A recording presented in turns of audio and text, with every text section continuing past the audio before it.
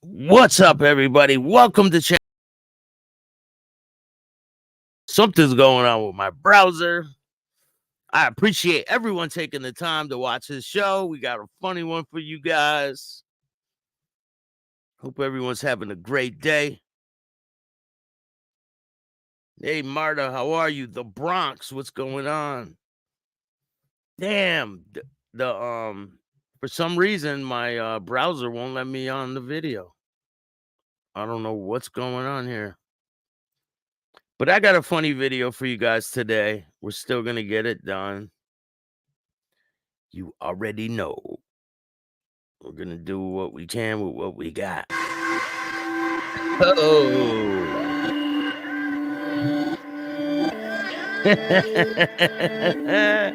Looks like they're ready. All right, let's get down to business. You guys could hear me all right, right? Hey, Maureen, how are you? As long as you can hear me, we're good. Now let's get down to business. You're not a frail guy, but you're not the 25-year-old John anymore. Right. If someone were to test you, if someone came in and slapped you in the face or Oh, if someone were to slap you in your face, John, what would you do? Well, we already know what he would do. He ran, jumped in the water like the Aquaman.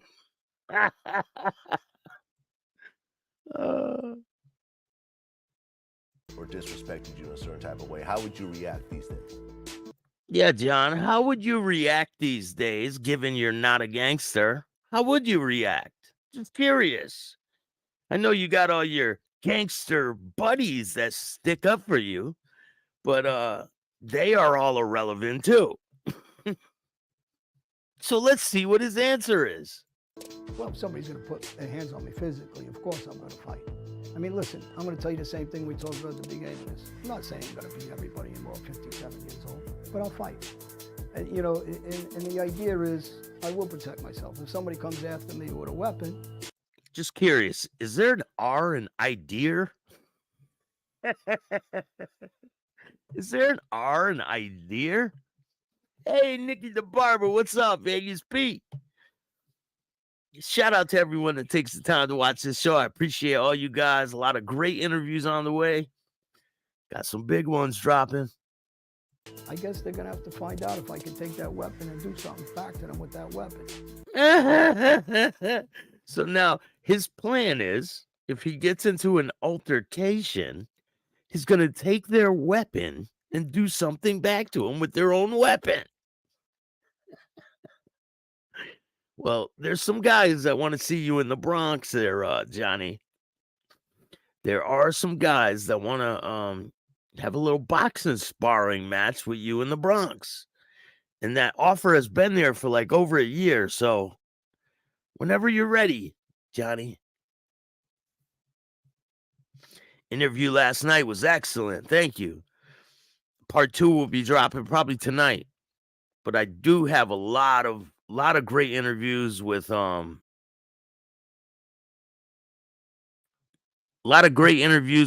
influential people. You guys will be surprised when you see these people. If somebody tries to hurt me to kill me, I'm going to protect myself and try to take their life. Ooh, it's going to try to take their life. Like the 30 guys you killed, John? Is that what you're going to do? All right, let's hear about check this out. 3 guys on your property? They come to kill me, 5 guys. Pete Gotti knew about it, Junior. They didn't make a move to come with me. I had the underground bell system, and I drove to the house. I shot it out with a couple of them. I believe I killed 2 or 3 of them. He believes he killed 2 or 3. He doesn't know. Gianni, what's going on? Everett, how are you? I don't know what's going on with this browser. It won't let me on video for some reason. But we're still going to get it done. So he killed 2 or 3 guys. He doesn't know how many.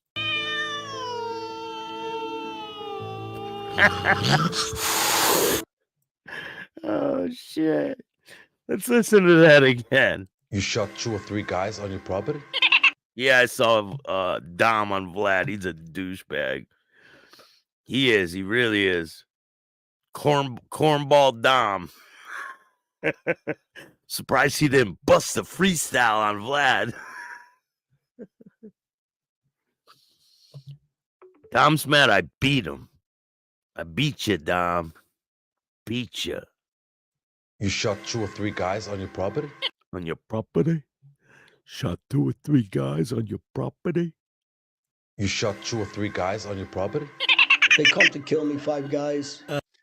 5 guys? Do they have baseball bats? Pete Gotti knew about it, Junior. They didn't make a move to come with me. I had the underground bell system, and I drove to the house. I shot it out with a couple of them. I believe I killed 2 or 3 of them. He believes he killed 2 or 3 of them, but he doesn't know.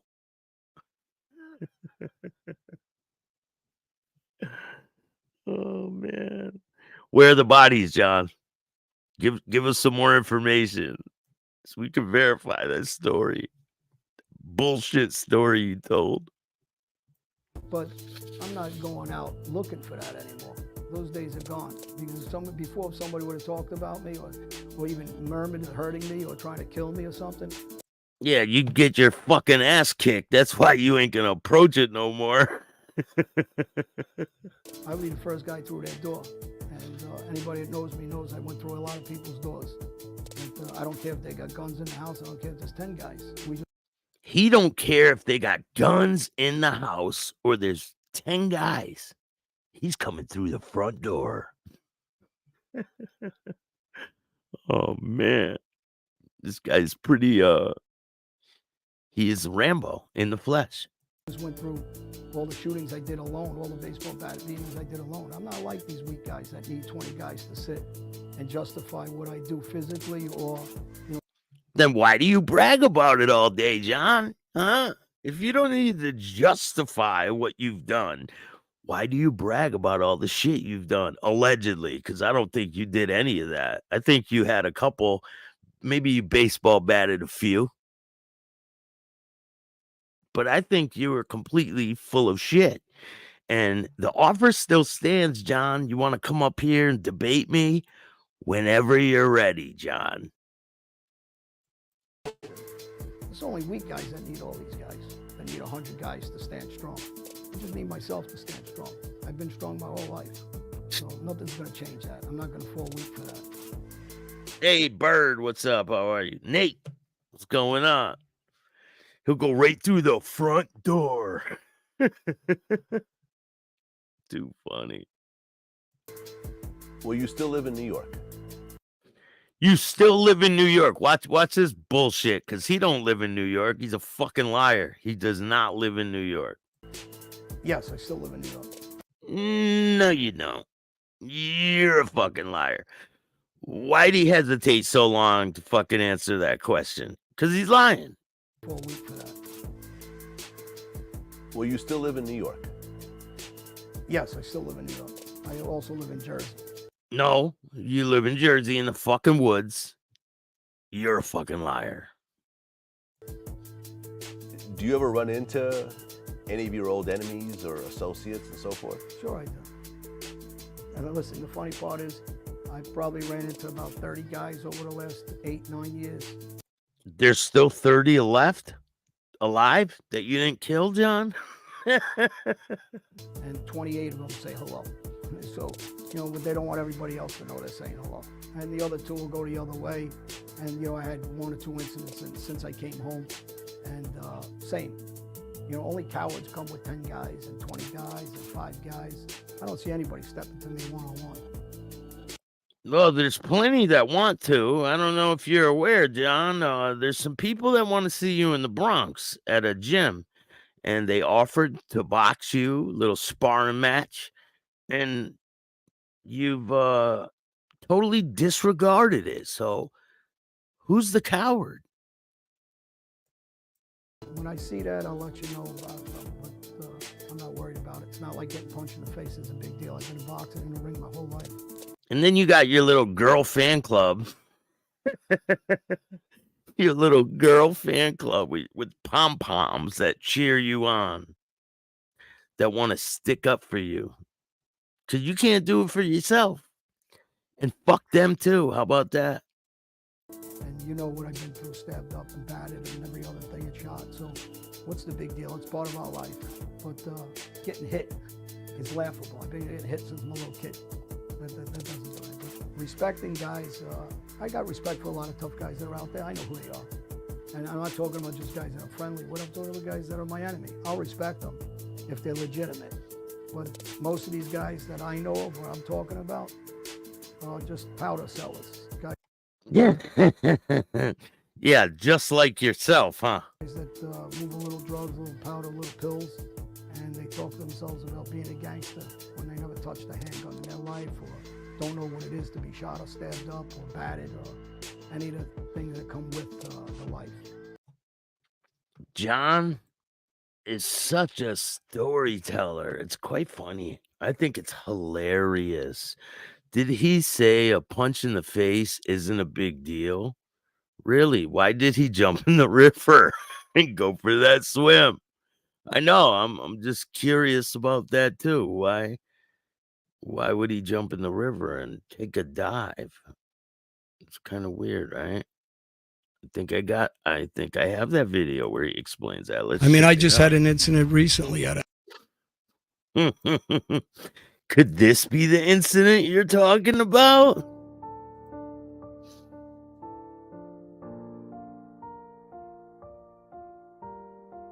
a club. I had a couple of drinks. I was by myself. I was in an industrial area.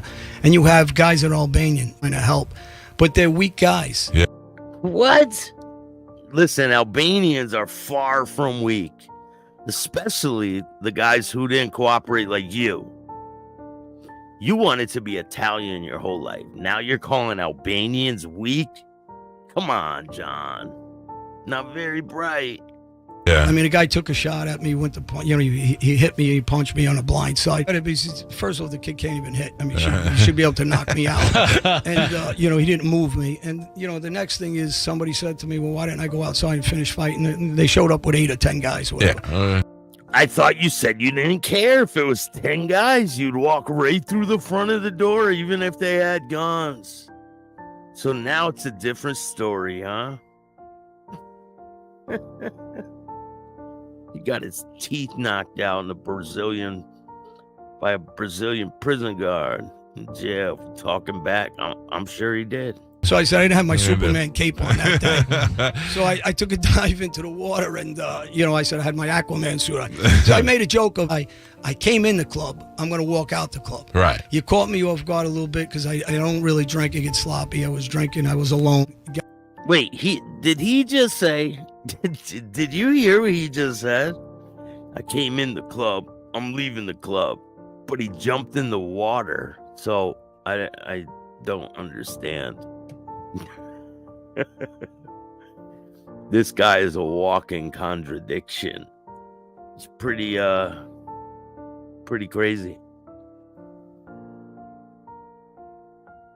Guys know I walk around and do whatever I feel like doing. I'm really not worried about getting hit. Right. I'm a boxer. I mean, it's almost laughable to get punched. So what? You're in a ring getting hit 40, 50 times a day. All right, you heard that, right? He's a boxer. So let's see his boxing skills. You guys want to see him? Who wants to see his boxing skills?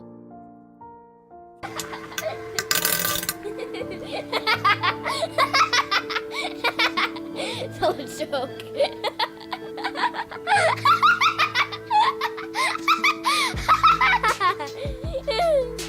Do another joke. Do another one to make me laugh. Ooh, deadly combo there, John.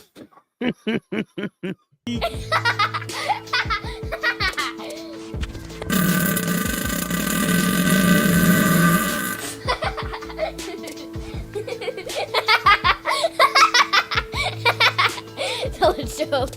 Watch this. We slow it down for you guys. Ready? Ooh, the precision on those punches. Do another joke, you. Do another one to make me laugh.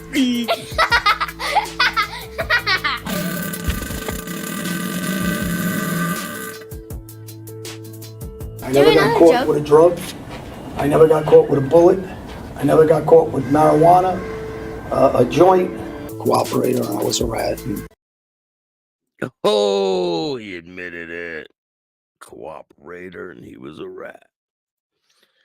So what do you guys think's gonna happen? Do you think that John Gotti Jr. eventually is gonna bring up John A. Light? Because he didn't really mention him in the first interview. Hey, I got the picture of him with his teeth knocked out right here. Right there. I think he was opening up some Coke bottles for the prison guards in Brazil. They were using his fucking face as a bottle opener. Pretty sure. So this guy tells such outlandish stories. I'm going to show you one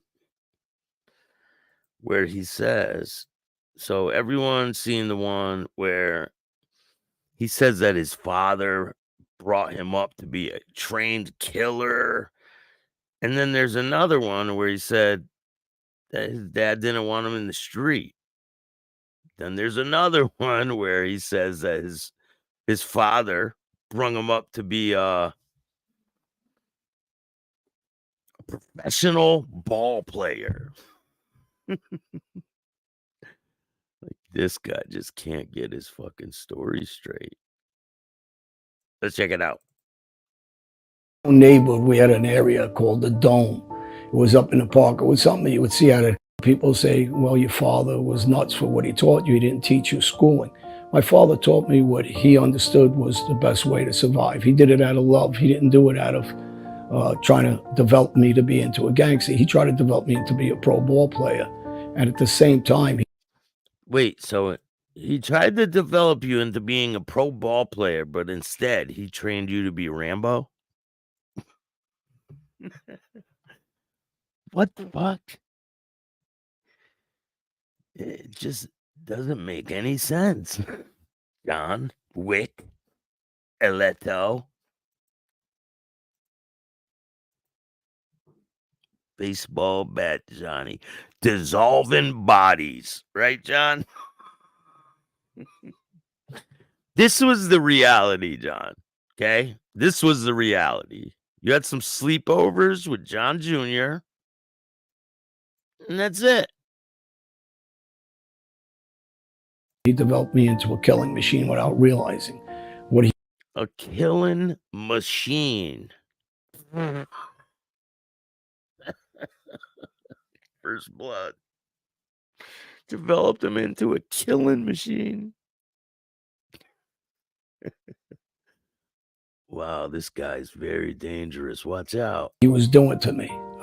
So I think the aggression started with me just as a simple thing, riding a tricycle at 3 years old. And by the time I'm 4, I wasn't very coordinated, I guess, at those ages. I was very rough and tumble, and my brother was he was actually very graceful. So I would try to stay up with my older brother, which was very difficult because he was naturally graceful in sports and boxing, and I was very sloppy, and Hey, Dave, what's up? Roscoe, how you doing?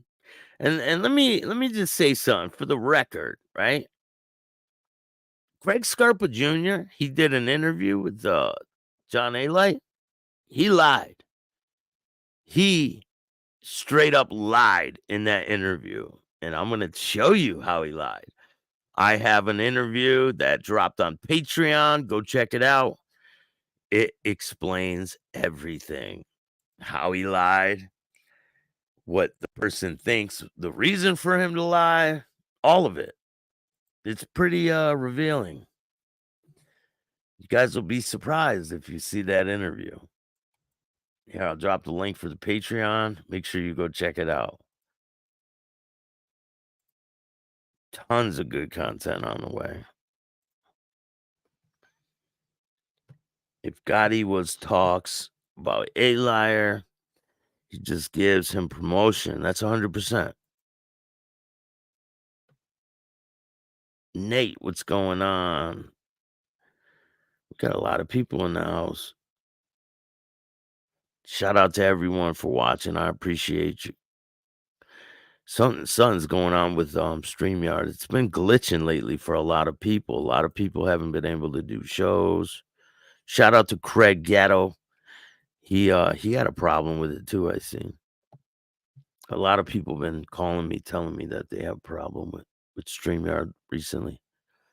And other people have been telling me they have a problem with the internet. Is that your guys' how is your internet out there?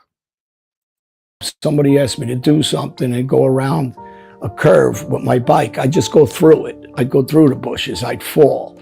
And people would cringe, my aunts, my grandmother, and they would say, Johnny, stop riding that bicycle. And instead, I'd just keep getting up and getting on the bike, and I'd be all bruised up. I'd be bleeding everywhere. And my mother would plead with me, just don't ride a bike. You don't have to do what Jimmy does, your brother. Just do your own thing. So didn't A-Light make his brother Jimmy give him handies back in the day? Mom, these tendies are getting cold. Oh, man. I was used to that blood. Jimmy Cheeks, right? They call him Cheeks because he has fucking implants in his fucking face. He's got cheek implants. Tell me how weird is that? Like, who gets cheek implants? Very odd.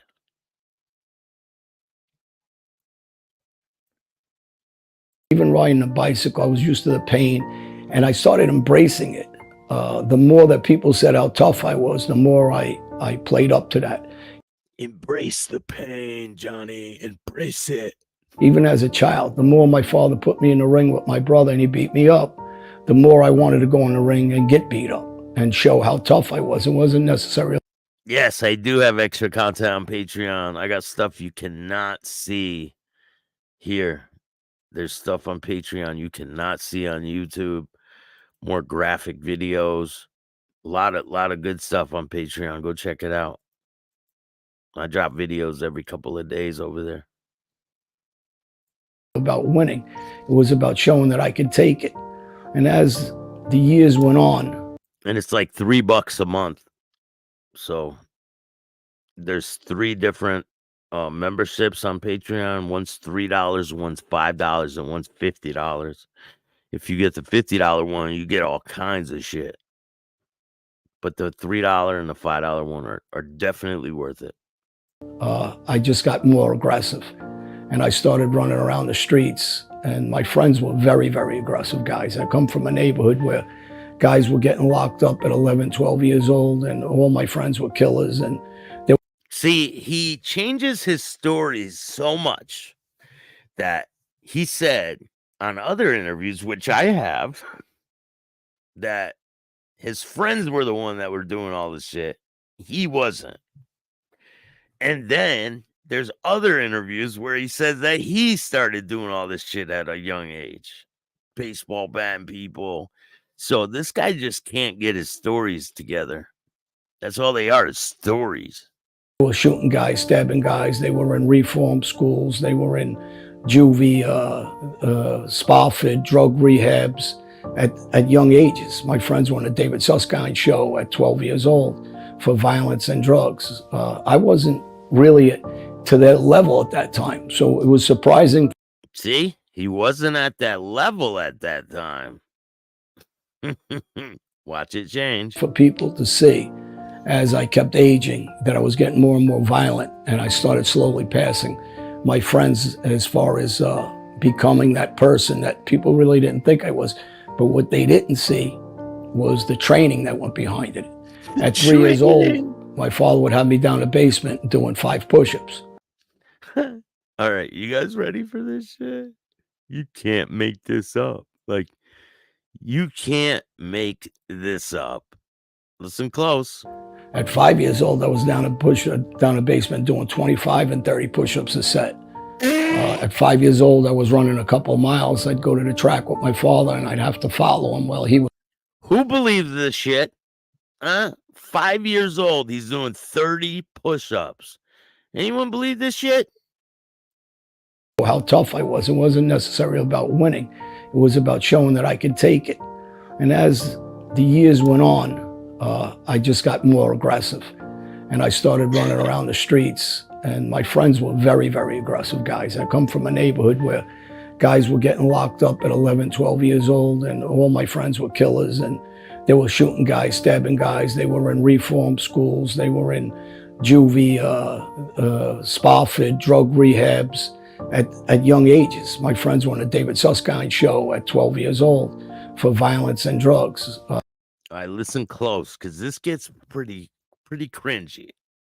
I wasn't really to their level at that time. So it was surprising for people to see, as I kept aging, that I was getting more and more violent, and I started slowly passing my friends as far as becoming that person that people really didn't think I was. But what they didn't see was Is any of this shit you're saying, that's what they didn't see. Yo, little Mario, what's up, man? How are you? Thanks for joining me today. the training that went behind it. Listen to the training, very exclusive here. Listen. At 3 years old, my father would have me down a basement doing 5 push-ups. At 5 years old, I was down a basement doing 25 and 30 push-ups a set.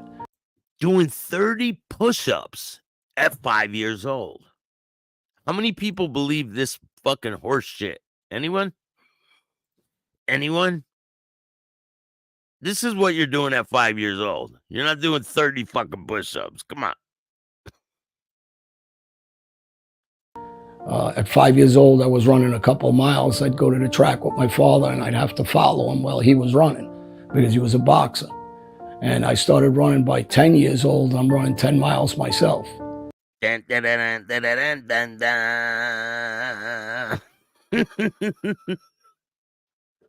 dun. Where can I find that jail?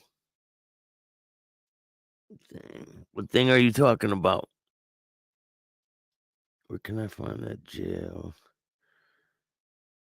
The thing that you posted last week.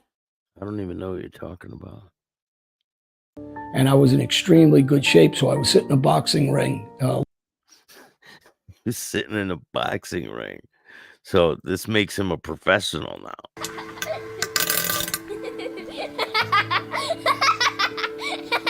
Hey, Bambi, how are you? 2022 NYC. Thanks for joining me this morning. Pavel, what's up? Do another joke. You don't. Shout out to the Pink Panthers. We got some big things coming. Do another one to make me laugh. Yeah, 7. He was pulling apart and reassembling his AK-47 blindfolded. Hey, Joey. Thank you. I appreciate your comment. I do got something better to do. Watch. You're about to find out. Ready? You want to find out? Right here.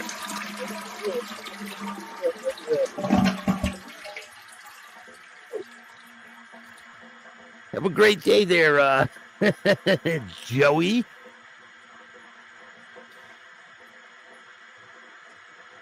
Damn, Sonny's not here to jiggle the handle.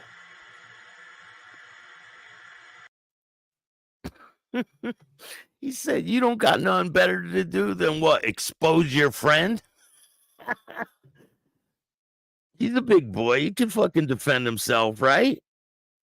Italian Hall with some famous fighters later on was Jerry Cooney and different guys like that, David Sears, who fought Michael Spinks in the old days. And I look at these guys, and these guys were top-ranked, up-and-coming pro fighters that I wanted to be just like them. But you weren't, Johnny. You weren't. Hate to break it to you. I wanted to be tough like them. I wanted to be an Al Greco as a gangster. So everybody that I surrounded myself with were tough guys one way or another, and street guys in my eyes. And you have my baseball coach. Here we go with the professional baseball player now. Now he was a professional baseball player. Like, come on. Just did a show on It Was Sunny. I'm gonna have to look back, Who was man. Fat Andy Ruggiano's son. I do so many interviews. I do like 5 a day. I don't remember what I did 5 minutes ago. I'll check though. Sons. Fat Andy Ruggiano was a captain, the boss of our neighborhood that was part of Murder Inc. And look, No, he wasn't part of Murder Inc. Do you see how he tries to, like, he uses all these other people that aren't even alive anymore. He uses their names to try to like boost his, I don't know. It's just very weird. Oh, you're talking about the jail thing where they put you in that thing and they scan your brain and they make it like, yeah, I remember what you're talking about with the jail thing.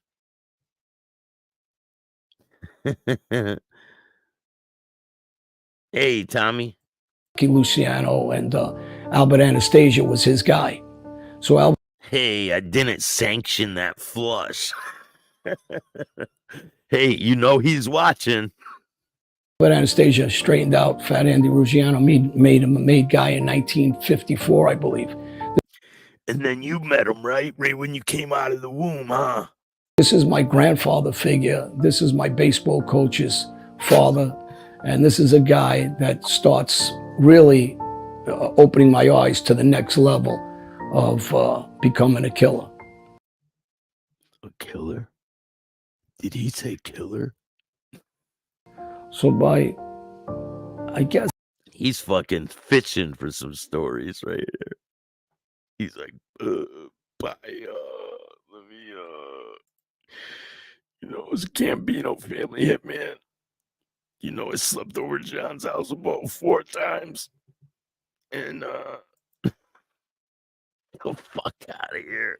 It's about 12 years old. I'm playing baseball and I'm using that bat to hit a ball. But then I start using that bat as favors to different gangsters. You just heard him say that he didn't start using the bat until after his friends, right? His friends were all beating people up, killing people. He said he didn't use the bat until after them. Now he says he had the bat at 12 years old, playing baseball, and then he started using it. Saying, hey, can you go pick up money for me here or there? And it's a slow transition before you realize you're going to use that bat and put it over someone's head. Yeah, over 100 people and never get caught, right? Never got arrested for any of it. That what you're saying, John? I mean, hey, if all this is true, you'd have no problem. Come on here and have a little conversation, right? Yeah, you won't do it. Don't pay. So I believe I was 13. I was Here we go. Here we go with the bullshit. Working in Dick's Deli. And all right, that's the truth. He makes sandwiches. Yes, he does. How ironic. The name of the deli is Dicks. Because you were smuggling sperm out of a prison too, right? Remember that, John? Don't worry, we're going to get to that story. Not today, but down the road. Louis Gaddy was a Lucchese guy, bookmaker, great guy, sharp dresser. Another good role model as a gangster for me because he was successful. In the street world, there's a lot of bums, but the guys I happen to be around are all successful, big money guys, tough guys, and sharp guys with, driving beautiful cars. Back in those days when Lincoln and Caddy convertibles. And I started looking every time I turned around. The next. He said all the people on the street are bums, but only the guys he was around were top level guys. Not the guys he was around were all good, I'll stand up. Guys like Sammy, right? You were around Sammy, you said, right? You tried to Tried to make it like you hung out with the boss, didn't you? Oh wait, there's a lie about that too. Don't worry, we're gonna check out that too. I got that video too. Here, you guys want to see it now?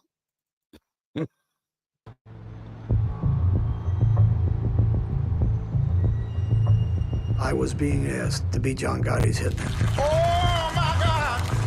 If I refused, John Gotti would kill me. I understood that. The key part of my plan was to get Georgie Grasso drunk on drugs, to keep him loose, so there was no problem killing him. I'm at the bar. He's at the bar. He tells Georgie Grasso, listen, Georgie, you're gonna take a ride with us.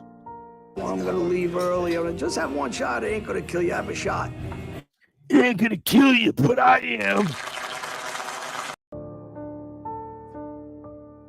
Yeah, I got him. I got him. Once It ain't gonna kill you, Georgie. Get in the car. and I tell Georgie, go shotgun. I sit right behind Georgie Grasso's seat because from there, I'm gonna choose where I think is comfortable to shoot him in the head.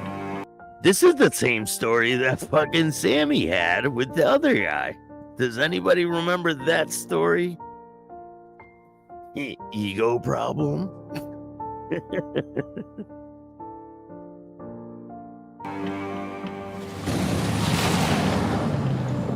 We're driving down this quiet road.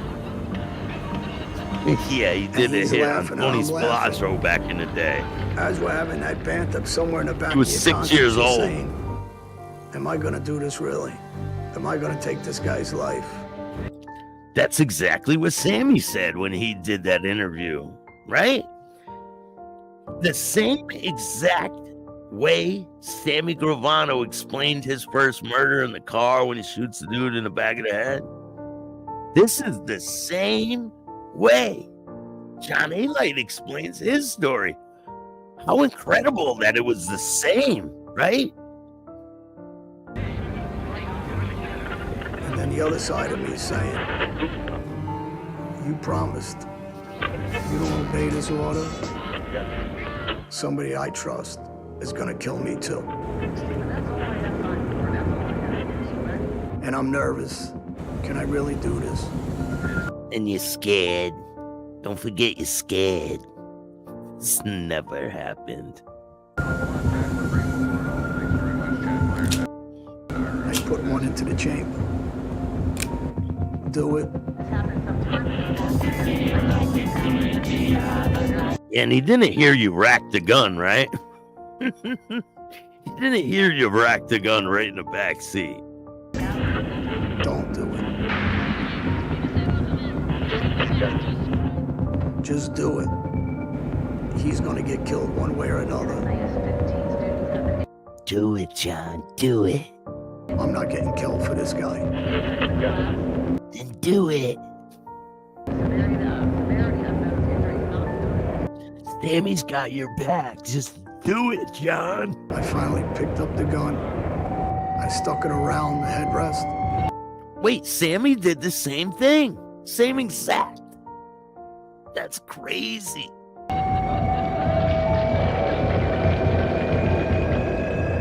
And I just...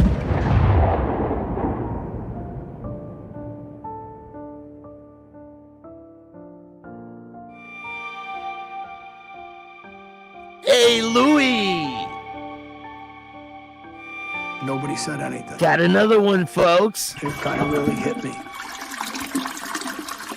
Bitch ass Louie. Have a great day.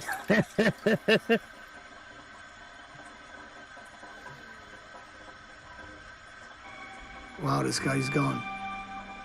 Wow, I really killed this guy. guy's really dead.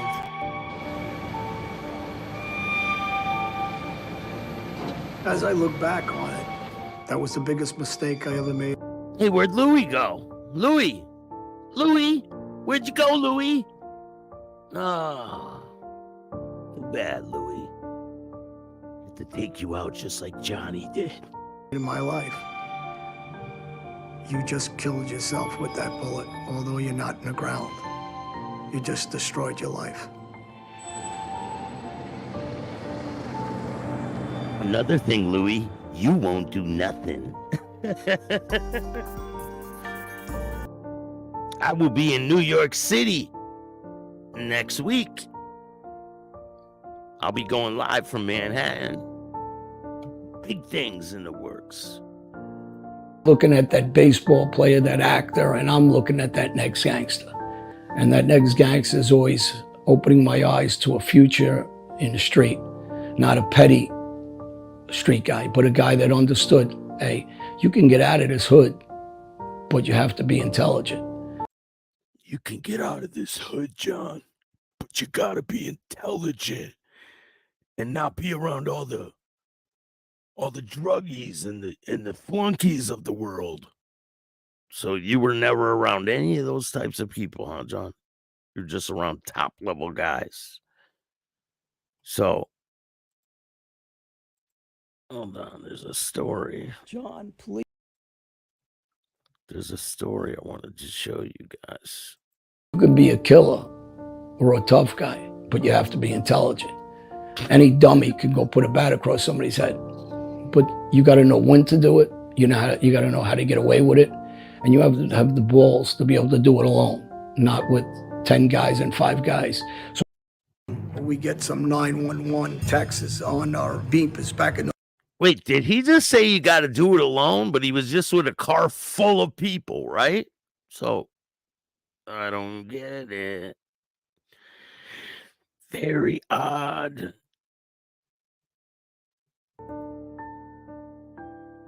Those days was beepers. And I kept getting them 911, 911. And behind the 911, I'm getting 98. That means come to the club on 98th Street in Bergen. So I know something happened.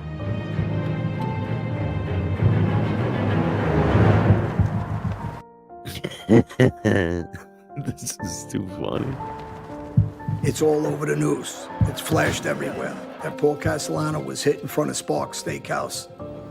Big Paul Castellano, reputed godfather of the Gambino family, was on his way. Money up to the boss again. Are you ready for this? Because this is crazy.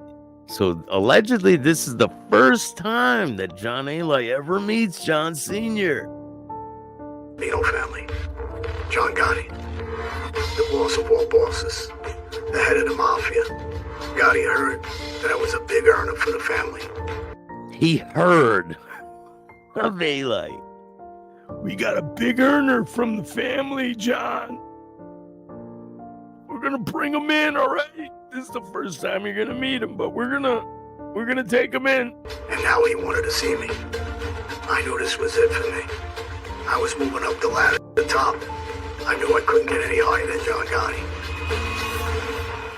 This was my time. All right, so allegedly, this is the first time he ever met John Gotti, right? Senior. This is the first time. So listen to what John Gotti allegedly says to Aletto. Listen to this, because it's...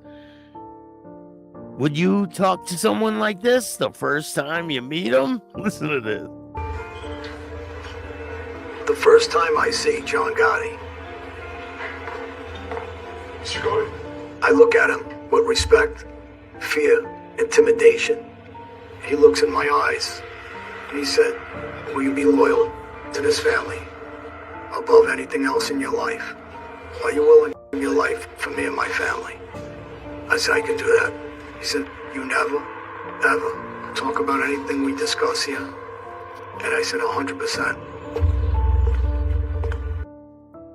So who believes that? The first time he ever sees John Gotti invites him into the family. Will you kill for this family? Are you willing to put your life on the line, John? I could do that. Understanding, going with 3 and 4 and 5 guys, that was a coward's move. But if you can go by yourself and do things. Wait. it was a coward's move. You were just in the car with like 5 guys. John, remember this? Just do it. You weren't in the car by yourself. Be very successful in this life. If you have one good friend, you can basically control the neighborhood. But you need to be very violent. You have to be very slick. And you have to be very loyal to the guys that you're working for and your bosses. And those days it became Fat Andy Ruggiano. Such a lie. This guy wasn't working for Fat Andy Ruggiano. He was on the kids' fucking baseball team. Fat Andy's son was the coach of a baseball team. That's how he knew him. He didn't even know the father. So all this shit, like he was connected through him and they were involved with, it's not true. It's all bullshit. And Fat Andy said, rats aren't made, they're born. And he had a rat son. His name's Rat Andy Ruggiano. And his children were my mentors, I guess, in the next level of the Rat Anthony Ruggiano. He's another one. mob. So the problem with anything is when you get used to blood, when you get used to pain. He had a bag of burning shit in his hand. That's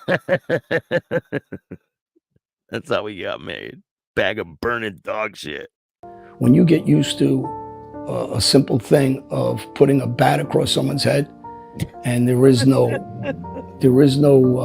feeling about it, because I'm used to being hurt. I'm used to bleeding. I'm used to having broken bones. I'm used to having a broken arm and taking my cast off and playing baseball because I was trained for this. So you're not used to breaking bones. You're used to getting bones broken, huh, John? Is that what you're saying? All right, we got a little bit of truth here. To ignore the pain. So when I'm hitting somebody else, I don't think I'm really understanding at that age. They're not used to this. They didn't sign up for this like I was brought up as a kid to become a killer.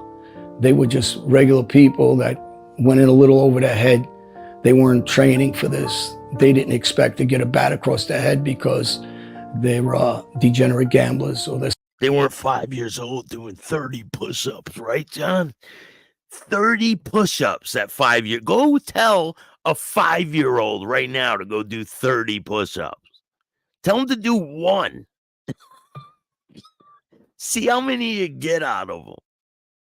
Somebody that doesn't pay or they're a con artist, they always think they're not going to be the victim.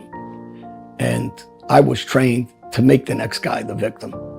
So when most people are talking, they really aren't going to take it to that level. You'll hear a guy say, well, I'll put a bat across his head. It sounds good in front of a group of people, but they're not really going to do it.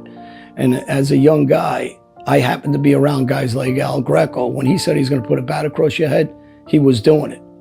Yeah, and you took his stories and you ran with them. Hey, Jeff, what's up, man? Thanks for joining me this morning. I think that's what John did a lot of the times. I think he takes other people's stories. He's seen a lot of violence in the street, probably. But he wasn't the one committing it. I believe he takes other people's stories and he uses them as his own. Because a lot of these people aren't around anymore. Doug, how are you? He batted so many people, he actually got entered into the Baseball Hall of Fame. Oh, man. Yes, he's an imposter. Straight up poser. 90% of these guys aren't about that, really. People don't understand that. They think, but you got a handful of these guys like Aaron, what's up? Roy DeMeo's of the gangster world, or Fat Andy. This guy tried to say Tommy Karate ain't nothing. Yeah, Tommy Karate was a stand-up guy. I think A-Light was a coke dealer and used way too much of his own supply. Hall of Fame, even. Murder Inc. and Albert Anastasia. These guys were real gangsters. These are real killers. These guys. Yeah, they were. You weren't. This guy lives off of fucking fallacies and fucking fantasies. This guy is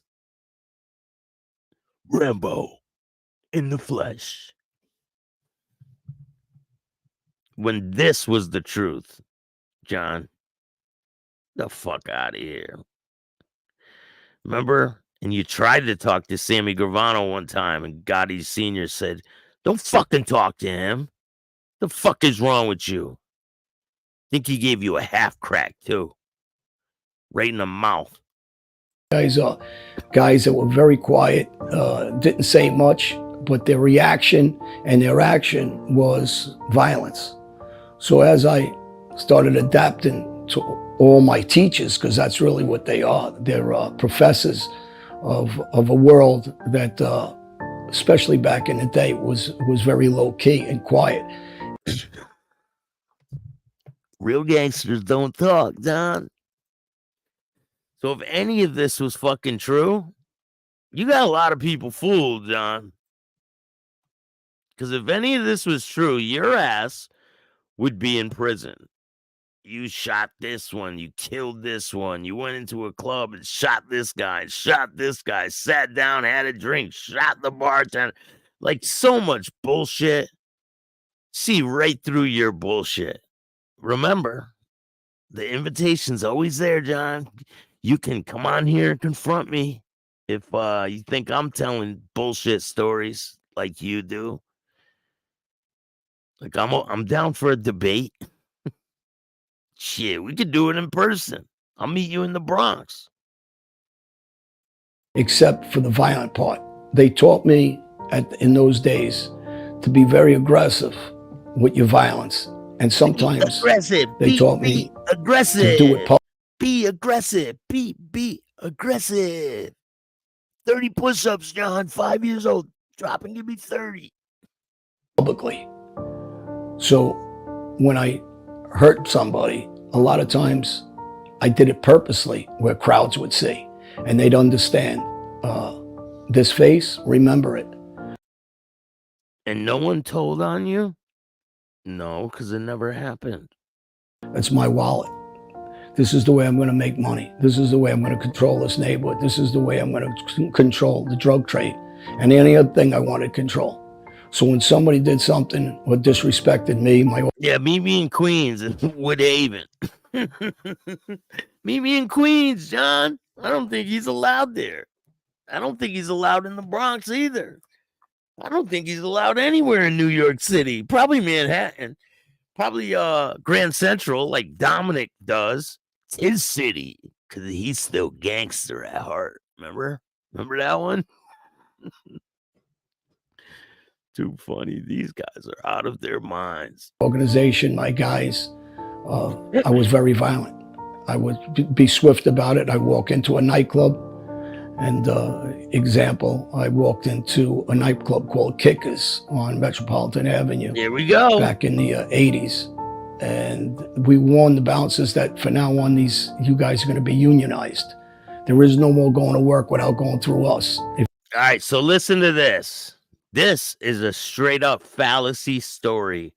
Now, I did some research, and there were 2 shootings around this time that he's talking about. But guess who was shot? Some girls. Some girls were shot. And then there was another shooting where some high school kids were shot. So either he shot and killed this girl and shot a couple other girls, or he shot these high school kids. But there's no way he went in there and started shooting bouncers and all that, and the cops pulled up and he pointed at the club. They're in there still, and the cops ran right by him when he had a smoking gun on his hip. Come on. Let's hear this story. Work on Friday, you're going to get hurt. You're going to get shot. And I guess, on their behalf, people talk, so they didn't take it serious, I guess. They don't understand the mob world. They didn't understand me. They didn't know me the way I know me, obviously. They didn't know me like I know me, so they took me as a chump. Because this never happened, John. Either you shot those young girls, or you shot the high school kids. Either or. But you definitely didn't shoot no damn bouncers. Thanks for joining me this morning, John. And they didn't think that they just thought I was just another gangster, I guess, talking and giving an order. And they believed that their guy would protect them. And I warned the guy, when I shoot you, when I hurt you, if you come to work, it doesn't matter what your guy says. You're already shot, you're already hurt, you're already killed.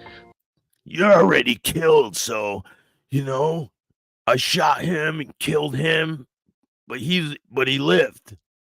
He said that. He said he killed someone, but they lived. How does that work? Don't go to work.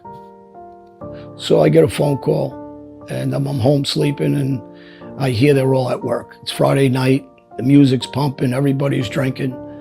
And I call my buddy, and I said to him, come pick me up. He said, what are you gonna do? I said, don't worry, just come pick me up. He picks me up, it's midnight, about that.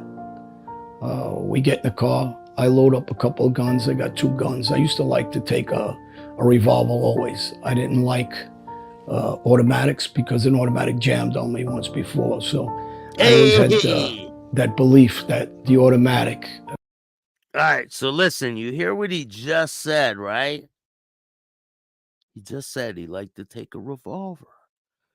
So listen close. There could be a problem, make sure you carry 2 guns. He picks me up, it's midnight, about that. We get in the car, I load up a couple of guns, I got 2 guns. I used to like to take a revolver always. I didn't like automatics because an automatic jammed on me once before, so. Now listen, that's a very important thing to remember, that detail, right? Remember what he just said. All right, listen.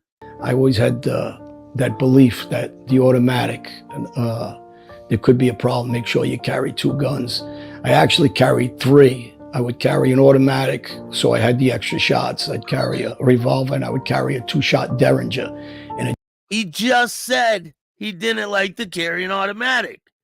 Then he said, I had an automatic. Get the fuck out of here. Jock strap, in case I run out of anything, I have something left that people don't know I have on me.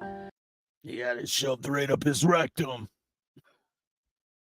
And we get in the car, we pull up, I tell him to circle the block. There's a gas station around the corner from Kickers. And the club changed names several times. They had a couple different names, but the same owners and the people, and they were around gangsters also, they were mobsters. I pull up, I tell him, just stay in the parking lot. And he's a big guy, tough guy, Irish guy. And he says to me, no, I'm gonna come with you. I said, I don't need you. So when we pull up to the bar, one of the head managers is there. And as soon as I see him, I says, come here. Listen to this Rambo shit. And he goes, John, he's trying to talk. And my guy, without asking me, went to swing at him. But when he went to swing at him, I already shot him in the stomach. And so he looks at me with like a half smile. He goes, oh, I thought I had him with a right hand. And, people don't understand there's a dry sense of humor we do because we do it all the time.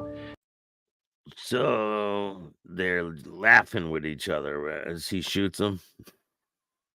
This is not something that we do once in a while. In my case, I did it on a regular basis. After I shot him, one of the bouncers came out to react to the shooting, not realizing he's going to get shot. Hey, James, what's up, man? Listen to this. It gets more Rambo-y. And him, I just hip shot. I believe I shot him in the right or left. It doesn't matter. I hit him in one of his sides of his hip, and then he went down. I shot him in the leg. It doesn't matter. Doesn't matter where I shot him, So that's 2 people, right? He shot him on the way into the club. That's not true, though, because some girls got shot in a club around this time. They were like high school kids, too. And then I continued, and I went inside the bar.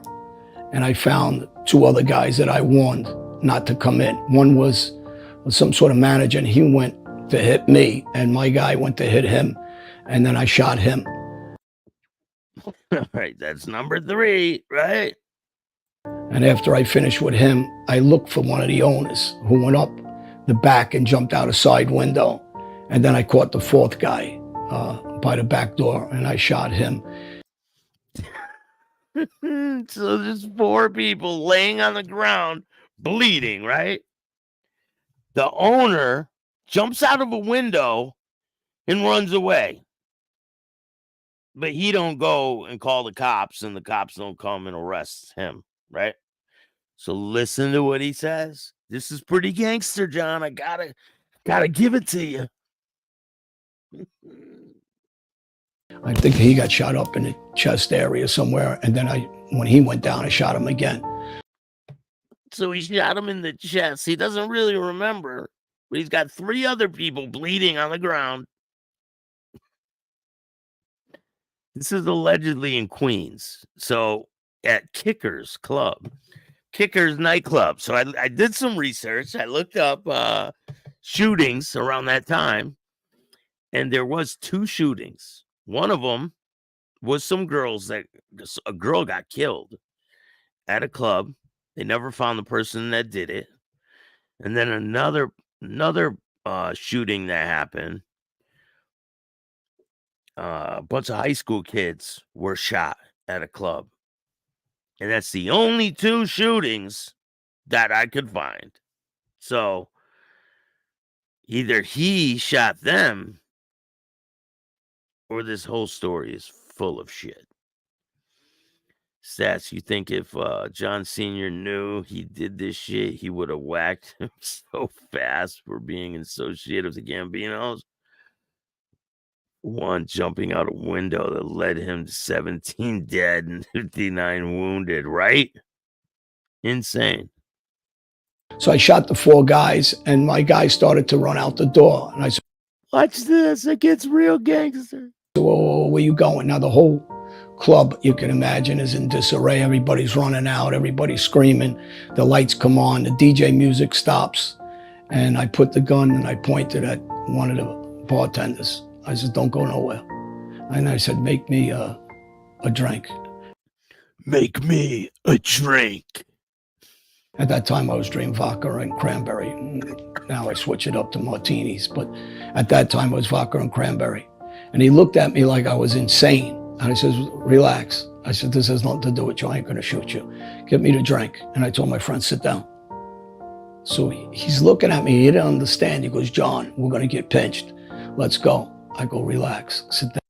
Relax. I'm having this drink. Fucking relax, man. Our ride's on the way.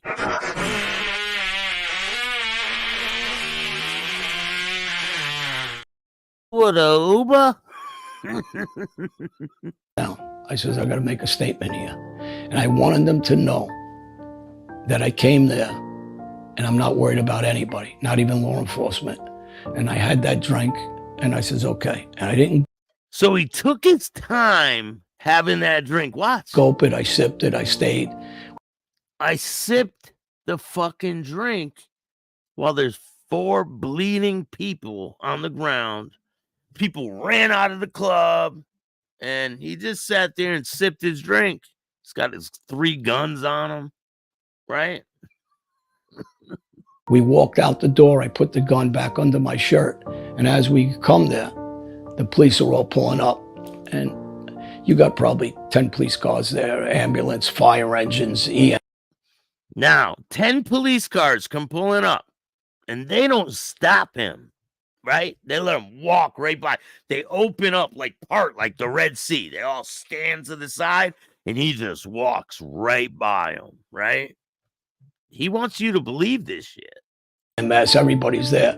And as we're walking out, we just point inside, like the shooters are still inside. Nobody did nothing to us. We went around the corner, we got in our car, and we went back to our social club in Ozone Park. Wow. How many people believe that story?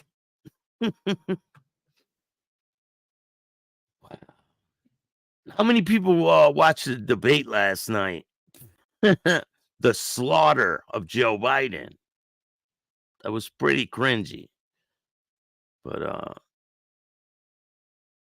things are going to get crazier and crazier, especially after all these people that hate the U.S. watching that debate. They're probably like, what the fuck? They feel bad for us, and that's crazy. But anyway, I hope you guys like this show. There's a lot more on the way. We're going to have fun with it. Remember, I don't wish harm on any of these people. This is for satire and entertainment purposes only. And me Staxx. Dub Games, what's up? I appreciate all you guys, and I hope you have a great day. There's a lot of great content on the way. Check out some of my videos. There's over 4,000 videos for you to check out, and I'm dropping new videos every day. Go check out the Patreon. Insane interviews. Matter of fact, I'm about to do them right now. So I'll see you guys in a little bit. Hit the like button, subscribe, hit the notification bell so you can get my videos every time they drop. And if you don't like this show, too bad. Start your own podcast. Peace. And all new at 5, a major organized crime bust. 23 people under arrest now accused of stealing guns and cash. Today, police revealed 4 organized crime groups are wreaking havoc. From aggravated robbery to kidnapping, burglary, and more. Let's take a look at this. New pictures from court documents in this case. These are a few of the people who have been charged. And investigators say the money, tens of thousands of dollars, is all stolen.